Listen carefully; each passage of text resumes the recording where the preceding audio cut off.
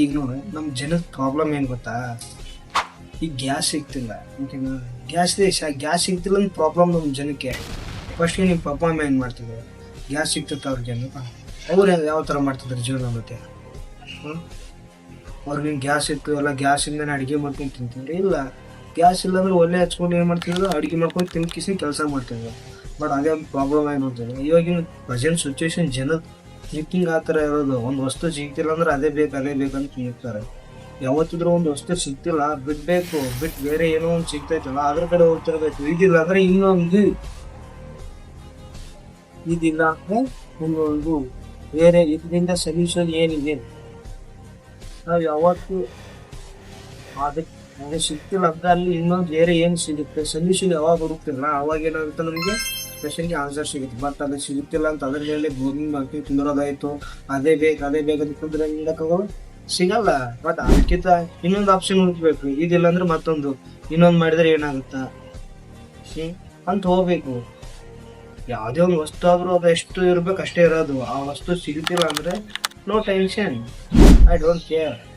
ಬೇರೆ ವಸ್ತು ತೊಗೊಂಡು ಮತ್ತೆ ಮುಂದೆ ಜೀವನ ಯಾವ ಥರ ಮಾಡೋದು ನೋಡಬೇಕು. ಅದೇ ಥರ ಯಾವುದೋ ಒಂದು ಪ್ರೆಸೆಂಟ್ ಸಿಚುವೇಶನ್ ಆಗಿರ್ಬೋದು, ಈಗಿನ ಕಾಲದಲ್ಲಿ ಜಾಬ್ ಸಿಚುವೇಶನ್ ಆಗಿರ್ಬೋದು, ಏನೋ ಒಂದು ಸಿಗ್ತಿಲ್ಲ ಬಿಡಬೇಕು. ನಮಗೆ ಕಂಫರ್ಟಬಲ್ ಆಗೋದು ಏನಿದೆಯಲ್ಲ ಅದ್ರ ಕಡೆ ನಾವು ಹೋಗ್ತಾ ಇದ್ರೆ ಏನಾಗುತ್ತೆ, ಆರಾಮಾಗಿ ಜೀವನದಲ್ಲಿ ಗೋಲ್ ಸೆಟಲ್ ಆಗುತ್ತೆ. ಬಟ್ ನಾವು ಸಿಗ್ತಿಲ್ಲ, ನಾವು ಕ್ವಶನ್ಗೆ ಆನ್ಸರೇ ಹುಡುಕ್ತಿಲ್ಲ, ಅಲ್ಲಿ ಏನು ಸರಿ ಇದೆ ಏನು ತಪ್ಪಿದೆ ನಾವು ನೋಡ್ತಾನೆ ಇಲ್ಲ. ಬಟ್ ಸಿಗ್ತಿಲ್ಲ ಅಂತ ಅಷ್ಟೇ ಕ್ವಶನ್ದಾಗೆ ಉಳಿಬಾರ್ದು. ಅಲ್ಲಿ ಏನೇನು ಪ್ರಾಬ್ಲಮ್ ಆಗ್ತೈತೆ, ಅಲ್ಲಿ ಸೊಲ್ಯೂಷನ್ ಏನಿದೆ, ಈ ಪ್ರಾಬ್ಲಮ್ ಸೊಲ್ಯೂಷನ್ ಏನು. ನಾವು ಯಾವಾಗ ಒಂದು ಪ್ರಾಬ್ಲಮ್ದಲ್ಲಿ ಸೊಲ್ಯೂಷನ್ ಹುಡ್ಕೊಂಡು ಅಲ್ಲಿ ಬೆಟರ್ ಆಪ್ಷನ್ ಯಾವ ಥರ ಹುಡುಕ್ತೇವಲ್ಲ ಅವಾಗ ಏನಾಗ್ತದೆ, ಸಕ್ಸಸ್ ಅನ್ನೋದು ಸಿಗೋದು. ಅದೇ ಥರ ಒಂದು ಯಾವುದೋ ಒಂದು ವಸ್ತು ಇದೆ, ಆ ವಸ್ತು ಏನಾಗ್ತದೆ ಸಿಗ್ತಿಲ್ಲ, ಬಟ್ ಅಲ್ಲಿ ಬೆಟರ್ ಆಗಿರೋ ಆಪ್ಷನ್, ಮತ್ತೊಂದು ಆಪ್ಷನ್ ಬೆಟರ್ ಏನಿದೆ ಅವಾಗ ನಾವು ಹುಡುಕಾಡ್ಕೊಂಡು ಹೋಗ್ತೇವೆ. ಅವಾಗ ಏನಾಗುತ್ತೆ, ಅದಕ್ಕಿಂತ ಬೆಟರ್ ಆಗಿರೋ ಆಪ್ಷನ್ಸ್, ಅದಕ್ಕಿಂತ ಚೆನ್ನಾಗಿರೋದು ನಮಗೆ ಸಿಗೋದಲ್ಲ. ಅದೇ ಥರ ಹೊಸ ಥಿಂಕಿಂಗ್ ಕಲಿತಿರಬೇಕು. ಮತ್ತು ಈಗಿನ ಪ್ರೆಸೆಂಟ್ ಸಿಚುವೇಶನ್ ಯಾವ ಥರ ಇದೆ, ಈಗ ಪ್ರೆಸೆಂಟ್ ಯಾವ ಥರ ಥಿಂಕಿಂಗ್ ಮಾಡಿದ್ರೆ ಯಾವ ಥರ ನಮ್ಮದು ಅಪ್ಲಿಡೇಷನ್ ಆಗುತ್ತಾ, ಥಿಂಕಿಂಗ್ ಮಾಡ್ತಾ ಇದ್ರೆ ಏನಾಗುತ್ತೆ, ನಮಗೆ ಮೆಚುರಿಟಿ ಅಪ್ಲೋಡ್ ಆಗುತ್ತೆ. ನಾವು ಮೆಚುರಿಟಿ ಯಾವ ಥರ ಹೋಗುತ್ತಲ್ಲ ಆ ಥರ ಥಿಂಕಿಂಗ್ ಏನಾಗ್ತಾರೆ, ಚೇಂಜ್ ಆಗ್ತಾ ಹೋಗ್ತಿರ್ಬೇಕಾಗುತ್ತೆ. ನಾವು ಇನ್ನೂ ಸಣ್ಣ ಏಜಲ್ಲಿ ಇನ್ನೂ ಸಣ್ಣ ಥಿಂಕಿಂಗ್ ಏನು ಮಾಡ್ತೀವಿ ಅಂತ ಇರ್ಬೋದು. ಈಗ ಸಣ್ಣ ಏಜ್ ಇದೆಯಾ, ಬಟ್ ಇವಾಗ ಒಂದು ಸ್ವಲ್ಪ ಏನಾದ್ರು ಥಿಂಕಿಂಗ್ ಮಾಡಿ ಎಫೆಕ್ಟನ್ನು ಹಾಕಿದರೆ ಮುಂದೆ ಜೀವನದಲ್ಲಿ ಚೆನ್ನಾಗಿರ್ಬೋದು. ಬಟ್ ನಾವು ಇವಾಗ ಎಂಜಾಯ್ಮೆಂಟು, ಟೈಮ್ ರಿಲೀಫು, ಆ ಟೆನ್ಷನ್ ಈ ಟೆನ್ಷನ್ ಬೇಡ, ನಾವು ಆರಾಮಾಗಿರ್ತೀವಿ ಅಂದ್ಕೊಂಡ್ರೆ ಜೀವನದಲ್ಲಿ ಇರೋಕ್ಕಾಗಲ್ಲ. ನಾವು ಯಾವಾಗ ಈ ಸಣ್ಣ ಏಜಲ್ಲಿ ಕಷ್ಟಪಡ್ತೀವಲ್ಲ, ಇವಾಗ ಒಂದು 18 ಇಯರ್, ಒಂದು 18, 19 ಏಜ್ ಇದೆ, ಒಂದು 20 ಏಜ್ ಇದೆ, ಬಟ್ ಇವಾಗ ಕಷ್ಟಪಡೋಕೆ ಇಷ್ಟಪಡ್ತಿಲ್ಲ ಅಂದರೆ ಮುಂದೆ ಕಷ್ಟಪಡಬೇಕಾಗುತ್ತೆ. ಬಟ್ ನಾವು ಇವಾಗ ಏನಾದ್ರು ಕಷ್ಟಪಡ್ತಾ ಇದೀವಿ ಅಂದರೆ ಮುಂದೆ ಲೈಫಲ್ಲಿ ಆರಾಮಾಗಿ ಲೈಫ್ ಲೀಡ್ ಮಾಡ್ಬೋದು. ಬಟ್ ಇವಾಗ ನಾವು ಎಷ್ಟು ಕಷ್ಟಪಡ್ತೀವಲ್ಲ, ಮುಂದೆ ಬರೋ ದಿನಮಾನದಲ್ಲಿ ನಾವು ಏನು ಮಾಡೋದು, ಅಷ್ಟು ಆರಾಮಾಗಿ ಏನು ಮಾಡೋದು, ಎಂಜಾಯ್ಮೆಂಟ್ ಮಾಡ್ಬೋದು. ಬಟ್ ನಾವು ಇವಾಗ ಕಷ್ಟಪಡೋದು ಭಾಳ ವೆರಿ ಇಂಪಾರ್ಟೆಂಟ್. ಈಗಿನ ಕಾಲದಲ್ಲಿ ನಾವು ಎಷ್ಟು ಕಷ್ಟಪಡ್ತೀವಿ ಅಷ್ಟು ಮೇಲೆ ಬರ್ತೀವಿ.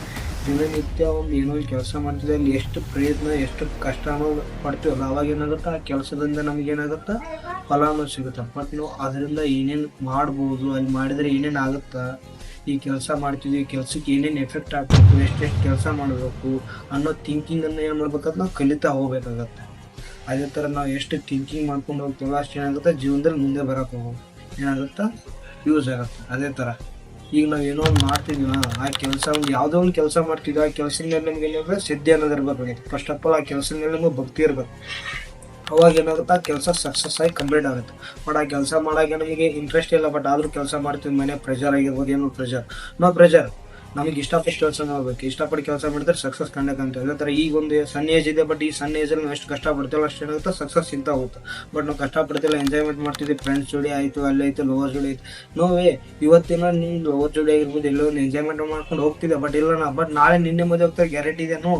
ನಾಳೆ ಸೆಟಲ್ಮೆಂಟ್ ಆದವನ್ನೇ ಮದುವೆ ಹೋಗೋದಕ್ಕೆ, ಯಾರು ಲೈಫಲ್ಲಿ ಸೆಟಲ್ ಆಗಿರ್ತಾರಲ್ಲ ಅವನ್ನೇ ಮದುವೆಗೆ ಹೋಗೋದಕ್ಕೆ, ನೀನು ಬಿಟ್ಟು ಹೋಗಿಬಿಡ್ತಾಳೆ. ಬಟ್ ನೀ ಏನಾರು ಇವಾಗ ಹುಡುಗಿ ಗಿಡಿಯೋದು ಬಿಟ್ಟು ಕಿಶಿನ ಲೈಫ್ ಕಡೆ ಫೋಕಸ್ ಮಾಡಿ ಏನಾದ್ರು ಸೆಟಲ್ ಆದರೆ ನಾಳೆ ಅವಳು ಹುಡ್ಕೊಂಡು ಹೋಗೋದ್ರಲ್ಲ, ಅವಳೇ ನೀನು ಹುಡ್ಕೊಂಡು ಬರ್ತಾಳೆ. ಅದಕ್ಕೋಸ್ಕರ ಏನು ಮಾಡಬೇಕಾಗುತ್ತೆ, ಲೈಫಲ್ಲಿ ಒಂದು ಏನೋ ಒಂದು ಗೋಲ್ ಕಡೆ ನಾವು ಏನೋ ನಮಗೆ ಲೈಫ್ ಕನಸಾಗಿರ್ಬೋದು, ಏನೋ ಒಂದು ನಮ್ಮ ಕನಸುಗಳು ಡ್ರೀಮ್ಸ್ ಇರ್ತಾವೆ, ಆ ಡ್ರೀಮ್ಸನ್ನು ಯಾವ ಥರ ಸೆಟಲ್ ಮಾಡ್ಬೇಕು ಅನ್ನೋದ್ರ ಕಡೆ ನಾವು ಏನು ಮಾಡುತ್ತೆ, ಫೋಕಸ್ ಮಾಡಿ ಹೋಗ್ಬೇಕಾಗುತ್ತೆ.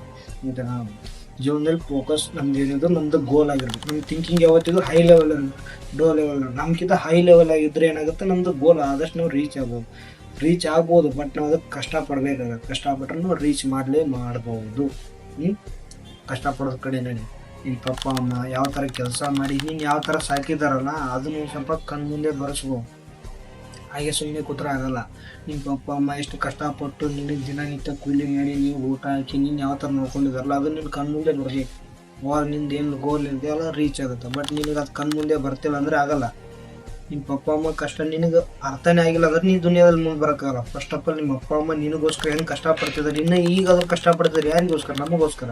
ಅಂದಮೇಲೆ ನೀನು ಎಷ್ಟು ಕಷ್ಟಪಡ್ತಿದ್ದೆ ನಿನಗೆ ಗೊತ್ತಿಲ್ಲ ನೀ ತಿನ್ನೋದು ಉಣ್ಣೋದು ಅಷ್ಟೇನಾ?